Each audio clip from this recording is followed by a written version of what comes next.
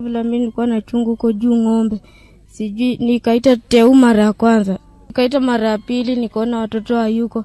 Sasa nikaambia huko fefe nichungie huko ng'ombe niende nitafuta watoto. Vile nikatoka tu hivi mbio nikakuja nikawapata. Sasa ndo wameanguka ndani ya maji wanafanya chubu. Sasa vile wako ndani ya maji mimi nikakuja nikapata nataka kujisaidia na nyoka ilikuwa huko kando.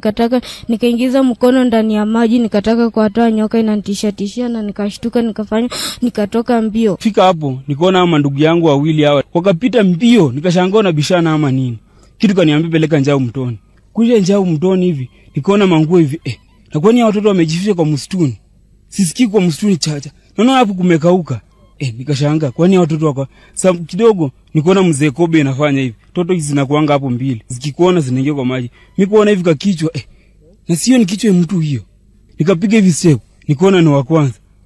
Songa hapo mbele. Nikaona tena mtoto mwingine.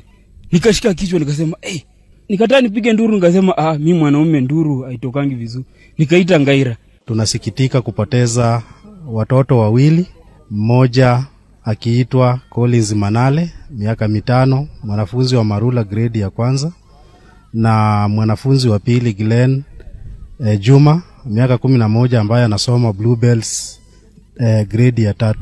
Ni kuwahimiza tu wakaazi wa eneo hili watangazie watoto wao na kuwaelekeza kwamba wasichezee hiyo damu, kwa sababu damu hiyo imekuwa hatari.